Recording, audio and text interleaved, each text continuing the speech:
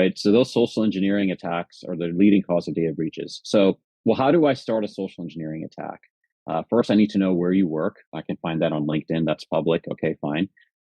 Maybe other places as well. Then I need to know how to contact you. And that's where these data brokers that we've been talking about come into play. The data brokers will have your work email, your work phone, and in many cases, right, you use your same phone or same computer even sometimes for personal and for work. So that personal phone number of yours is a gateway for an enterprise into their systems. If I compromise that personal device through a text through the personal phone number, I can then access company systems, and data breach occurs. So what a lot of CISOs are beginning to do is saying, hey, like I have a lot of these programs to help against data breaches, and they need to leave those, all those sort of monitoring and remediation tools in place. But let's start playing offense.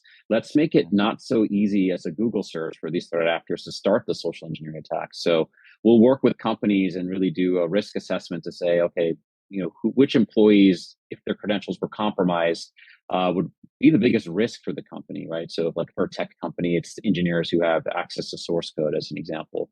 For all companies, really, their finance teams is a target, right? There was that story of that. There's this person who's now in jail. He stole millions from Meta and from Google Alphabet by sending them fake invoices. And he went on many months and got millions of dollars, right, by getting those paid. So the finance team is a target, the HR team is a target. So we're working with businesses to begin securing their employees. And it's one of those rare things, which, certainly makes me feel good as terms of what I do for a living, where, hey, the company's asking you to do something, and it's good for the company because it's going to reduce the risk around social engineering, but it's also good for the individual, right? Because the individual gets the protection of their privacy, reducing their risk of harassment and doxing and so forth. So one of those nice win-wins. But yeah, we're seeing a lot more of that coming from the CISOs and the security organizations wanting to protect more than just their execs. Okay. Now let's say somebody's watching this and they're like, okay, great. I want to sign this. So they go to optery.com.